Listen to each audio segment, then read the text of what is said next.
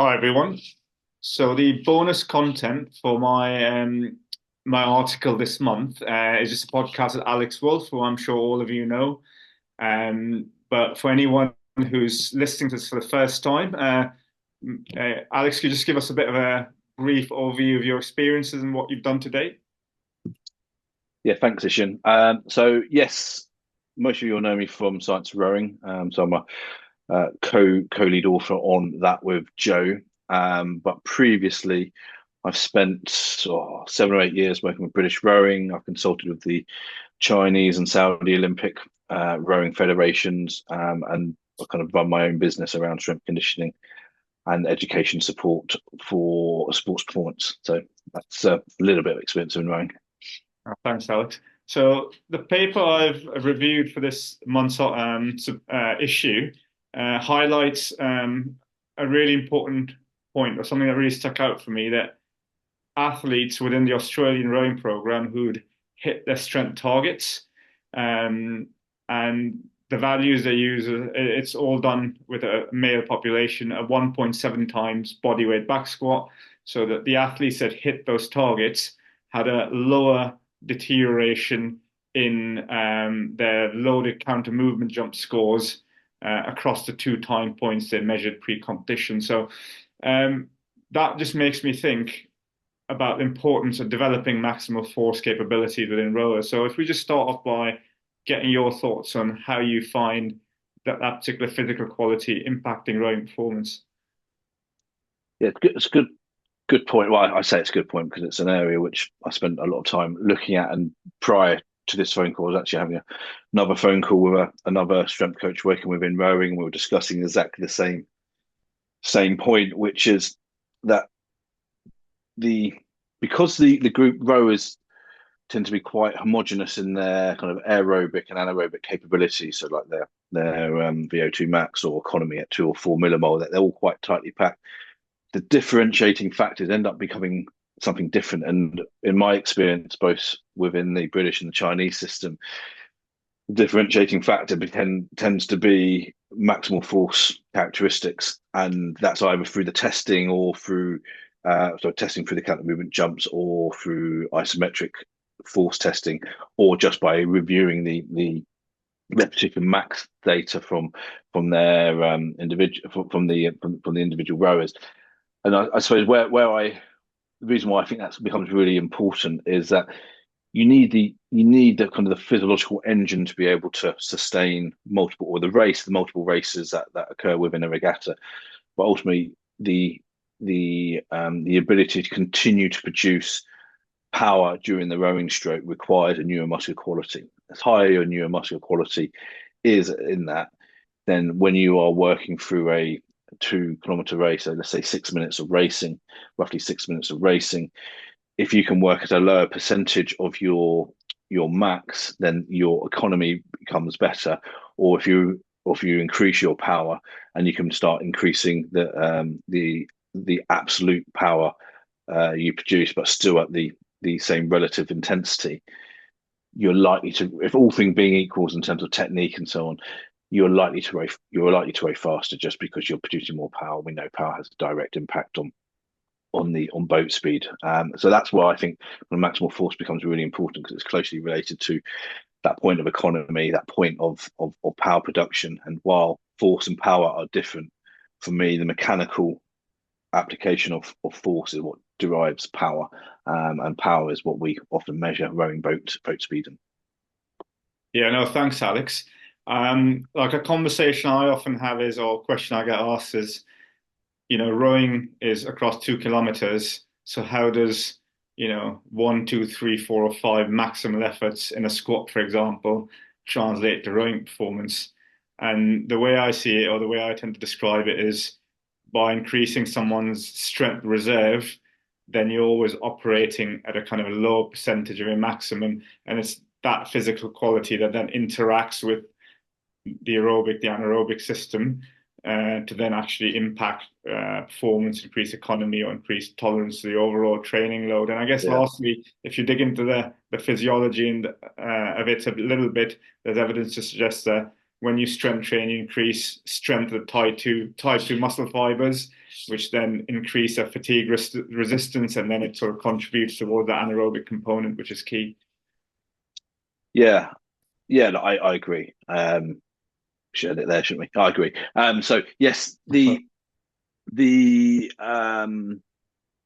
I think the big thing with strength training is, and we talk about this in the article we wrote more recently as well together around determining training by outcome rather than the methods. I think we have to view it in that sense that often we will see something in the weight room, which is the 1, 2, 3, 4, 5 repetitions at maximal effort, and so how is five repetitions translating to rowing performance when the race is over 2,000 meters and it might be 250 to 300 strokes.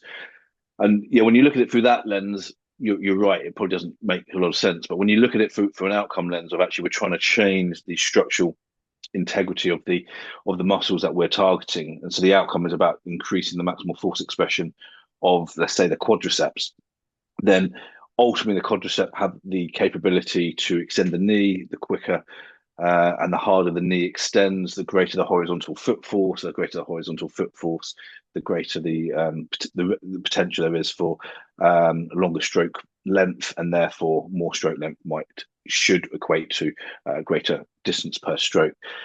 So there is a kind of a logic behind it in that sense. And then going back to the economy piece as well, I think that's really important. And that strength reserve, you're absolutely right. Like the capability of, so a rower that can row, let's say, at 50% of their maximum force producing capability consistently versus someone that has to work at 70 or 80% to maintain the same level of boat speed, is going to, the one that's working at 50% is going to have a much more economical and a lot lower biological cost to rowing than the individual that has to work at 70 or 80%, because the biological cost and therefore the byproducts and the more anaerobic the event becomes for that individual. So you'll get these, again, this is all things being equal in terms of technique and everything else, that the idea is that the individual that works at a higher percentage is going to fatigue much more effectively, and also they have less space to go. So when the race changes from a, let's say in the quad going between 38 to 40 strokes per minute in the middle 1,000, and then in the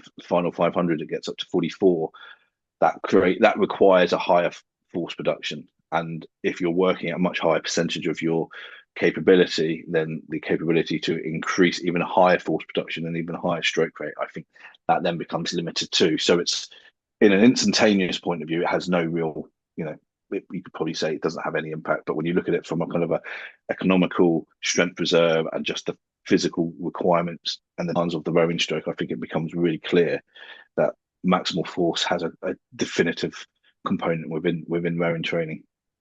Thanks, Alex. So that would really explain why, in the study that I've reviewed, the stronger athletes, in essence, showed a reduced drop off in neuromuscular fatigue that was measured through a squat jump in that pre-competition block that had a higher anaerobic component to training. Can you go on to just talk a little bit around methods from your experience that have worked to actually develop maximal force and maximal strength, and also how you'd assess them or test them?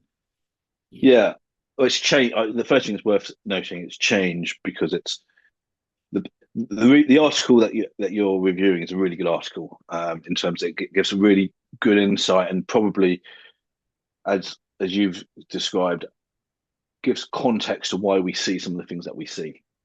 And while we probably knew it, it's always good to have the evidence to support it. And what's changed over that time is I traditionally went to more barbell based activities. I would look at squat and deadlift. But the one thing I worked out very quickly when I went into the rowing program is that rowers are inherently bad at squatting and deadlifting, not because they're necessarily technically unable to do it, it's because there's such a high degree of lumbar axial loading intolerance, so that most of them have had low back pain or injury in previous rowing year. That's kind of made their back a little bit more fragile to that axial loading, which is different. They don't actually load the spine in the same way in the boat as they do to weightlifting. So then, going back to the outcome point, let's say again we're trying to develop quad and glute, just for example. If they're the muscles that we're trying to develop maximal force in, and squat only allows us to load them to 70% of their maximum because the lumbar spine only allows us to load so much because that's working at 100% of its maximum capability. And it became really clear that the limiting factor becomes the axial loading. So we have to kind of review if every row should do that. So one of the things we end up doing and still do is a large amount of leg pressing to develop those max force qualities. And for some rowers, we've had them only on knee extension exercises because it's the only thing they could tolerate to develop that kind of quadricep maximal force capability. Um, so that they're the kind of methods that I would use, and I'm not advocating machines over barbell activities, but it's kind of working out what the individual's capable of doing. And if we're bound by a method, then there is a chance that that method may be limiting because that individual actually can't tolerate or lift anymore, and actually we're limiting the exposure to the adaptation required to make change. Then when we assess it, there's three things I tend to assess when we're looking at strength or power within, or strength force power in the in training. One is just looking at the repetition loads that they're lifting and just seeing if we are the changes in there. The second are kind of more kind of diagnostics, so looking at counter movement jump and looking at mean and peak power. We look at both because mean is the entire concentric, so the upward action of the counter movement jump, trying to see how much mean force they produce, and the peak is the instantaneous amount of power they produce at one point in the jump, and see if there's changes in those. We have previously used isometric tests, so isometric I can't remember what it's called now. Isometric squat, I suppose, with a knee angle of about 140 degrees, knee bend, shoulders above hips, hips above ankles, with the knee at about 140 degrees flexion. And that gives us an idea of, again, the assessments of the acute strength or force and power characteristics. And then the third one is which I prefer, is using power strokes on the ergometer, because it's the one thing that if you have no equipment, and most boathouses will have an ergometer of some sort, and the Concept 2s and the RP3s are pretty darn accurate and repeatable in terms of what that data is there, and we just track that over time. So that would be my idea. Yeah, thanks. That's really insightful. I mean, the point that really struck home with me was around um, not getting married to any one particular exercise, and it quite often baffles me when, you know, a squat is a great exercise and multiple benefits, but it just isn't right for some people. And it baffles me why when I see people just getting, insisting that someone has to squat, and when you really try to understand why, it's down to it being more functional or it being used to train the trunk. But it just makes me wonder, well, if it's lower limb force production that we're after, how has that got anything to do with that outcome? So, pick the exercise that you can provide the optimal stimulus for the individual in front of you, I think is usually how I'd see it. So it may be a leg press, it may be a squat, sometimes it might be a knee extension. Yeah, look, we've spoken about this for the last 5 years, haven't we? About this, and go back and forth, and I think where I've got to is that, and there's 2 points you made. One is around function, and I think that at that point, function is not what something looks like; it's a product of outcome. So for something to be functional, it has to get you closer to the intended outcome. And if that task doesn't get you closer to that outcome, then it's not functional. It's dysfunctional, in fact. But I think people kind of review functional as kind of stepping, pushing, squatting, lunging, pressing, pulling, all of that kind of thing. That's functional movement, but it's not function in relation to performance. And then I think the second bit which links to that, is what we've spoken about before, is exercise or methods are subservient to outcome. So if we're not clear what we're trying to change, and like you described it there as lower limb maximal force expression, that is a clearly defined outcome. Now, because you're really clear, then there are multiple ways to get there, but they're all subservient to that outcome. And when we're wedded to like a back squat, for instance, we are basically saying we don't really care about the outcome. We care more about the method, and ultimately we're going to judge our success if sorry, we can only judge our success now on the method we've got because we've disregarded the outcome. The outcome is no longer going to change because the method is our primary source. So I think you're spot on. Without kind of trying to sell our article too much, that we which was it last year 23 that it got beginning of 23 Yeah, was it? yeah. Like that's what it goes into about getting people really comfortable with the idea of outcome first and exercise method second. So it's definitely worth a read to kind of understand that a bit more. So it's pretty clear there's real benefit of heavy strength training and developing maximum force capabilities for rowers. So I guess the big question is, and it'd be good to get your thoughts, how strong is strong enough? Oh, yeah, that is a good question. Um, the the 1.7 times body weight is about right, I think. Um, Having looked at multiple populations, um, that and particularly for males, that seems to be about right. I'd say females might be a little bit less. Um, Females probably about 1.5 to 1.6. I would say in my opinion. And again, that's using let's say back squat. Let's say healthy individuals who are very competent squatters. I think 1.7 for males, 1.5 for females is probably about right. Um, I know there was some work done by Ed McNeely in the early thousands, which looked at, I think it was collegiate high performance rowers, and they were much higher. They were like, I think, two times body weight, and for this 2.2 times body weight for deadlifts. And I've never seen a rowing population get anywhere close to those. Um, so this Aussie paper seems to be much closer to what I would think. So I would probably go there. Um, but the big thing is like that shouldn't limit you either. Like that's almost like yeah, we know that's good. But if you can carry on going more without going to get higher or above that score without compromising the rest of your training, I don't think that's a problem either. Yeah, I think that what the paper highlights there is 1.7 for elite male Australian rowers. They use a body weight, their average body weight from that cohort of 20 is about 85 kilos, which works out to about 147 kilos. So thinking back to my China time in China and watching the men's squad, that sort of marries up where we had values between around 150. I think the strongest was about 170, but that was a bit of an anomaly.